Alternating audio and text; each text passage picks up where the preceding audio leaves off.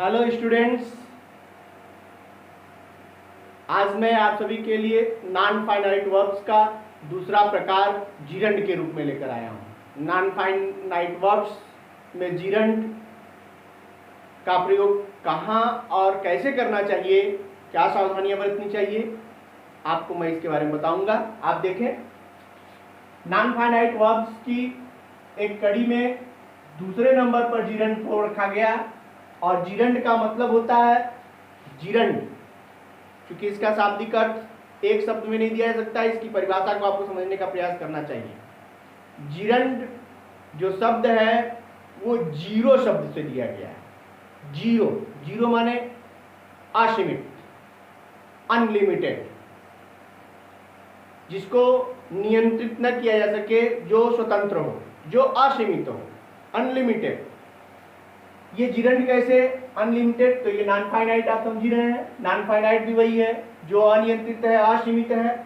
ठीक वैसे ही जीरंड भी है, इसके ऊपर सब्जेक्ट और टेंस का कोई प्रभाव नहीं पड़ता। जिस सेंटेंस में आता है इसके ऊपर सब्जेक्ट और टेंस का कोई प्रभाव नहीं पड़ता। अब आप समझे जीरंड बनता कैसे है।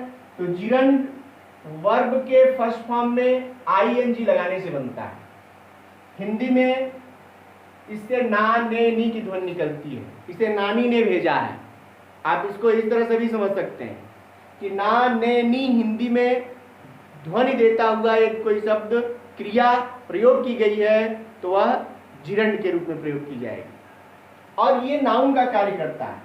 ध्यान दें, इसे डबल पार्ट ऑफ स्पीच इसीलिए कहते हैं। नॉन फाइनाइट वर्ब्स को डबल पार्ट ऑफ स्पीच इसीलिए कहते हैं क्योंकि यह बनता तो वर्ब से है लेकिन कार्य किसी दूसरे पार्ट ऑफ स्पीच का करता है।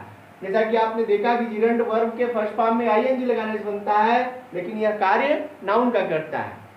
प्रिय विद्यार्थियों, आपको यह भी जानना चाहिए कि नाउन का कार्य करता है तो नाउन सेंटेंस में कितनी जगह आ सकता है। तो सेंटेंस में जब नाउन का प्रयोग करना हो तो नाउन के स्थान, 5 स्थान निश्चित किए गए हैं।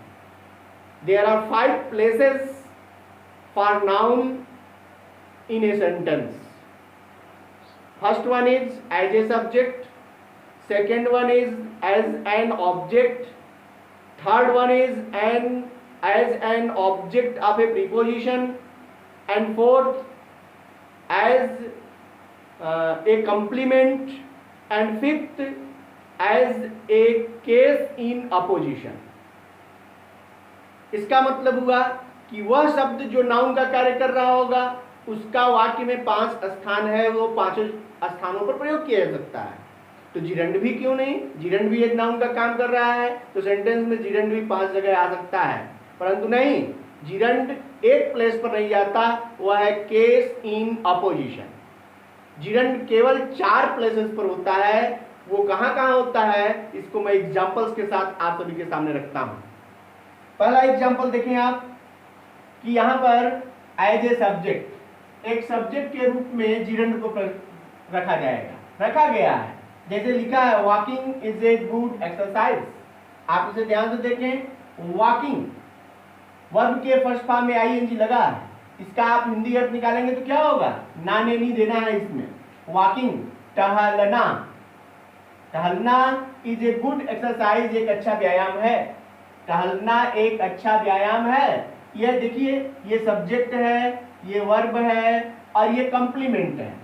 जो प्रोसीजर है, सेंटेंस जब बनाते हैं आप तो पहले सब्जेक्ट, फिर वर्ब, फिर ऑब्जेक्ट या कंप्लीमेंट, फिर अदर्स होता है। तो यहाँ आप देखें ये सब्जेक्ट के प्लेस पर है, अर्थात यहाँ पर जीरंड का प्रयोग सब्जेक्ट के रूप में किया गया है।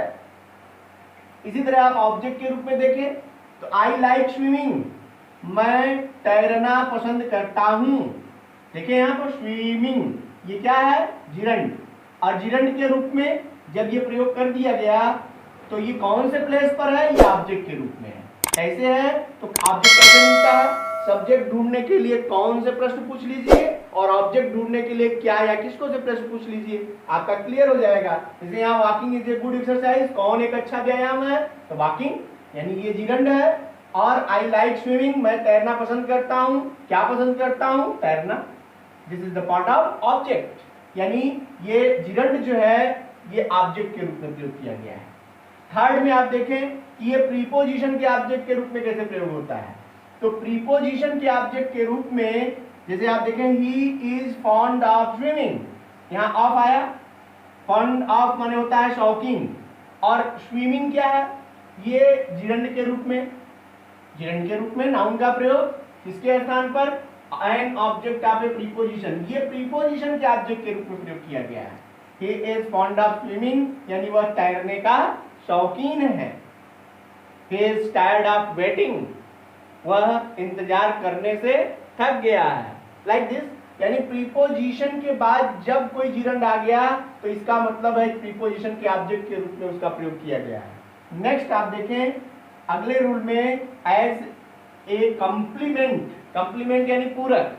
आप सभी को पता है, मैंने इसके पहले वीडियो में लिंकिंग वर्ब को बताया है।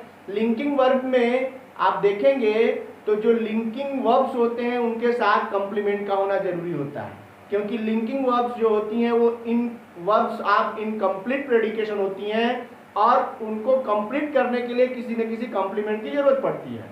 वो कंप्लीमेंट कौन हो सकता है या कौन होता है, तो कंप्लीमेंट कोई नाउन हो सकता है, कोई प्रोनाउन हो सकता है, कोई एडजेक्टिव हो सकता है, कोई एडजेक्टिवल फ्रेज हो सकता है। तो यहाँ पर जो नाउन है वह कंप्लीमेंट के रूप में आ सकता है, और नाउन यदि आ सकता है तो यहाँ जिरंड भी कंप्लीमेंट के रूप में आ सकता है। कंप्लीमेंट इज एम आर जब मुख्य क्रिया के रूप में प्रयोग होती हैं तो अपूर्ण क्रियाएं होती हैं, और जब ये मुख्य क्रिया इज एम आर अपूर्ण क्रिया के रूप में आ जाएं तो उनको पूर्ण करने के लिए किसी न किसी कंप्लीमेंट का प्रयोग करना ही होता है। इसलिए यहाँ कंप्लीमेंट के रूप में भी जिरंड का प्रयोग किया गया है। इस तरह आपने देखा कि पहले में ये सब्जेक्ट के रूप में, दूसरे में ऑब्जेक्ट के रूप में, और तीसरे में ये प्रीपोजिशन के ऑब्जेक्ट के रूप में, और ये चौथे नंबर पर ये कंप्लीमेंट के रूप में जिरंड का प्रयोग किया गया है।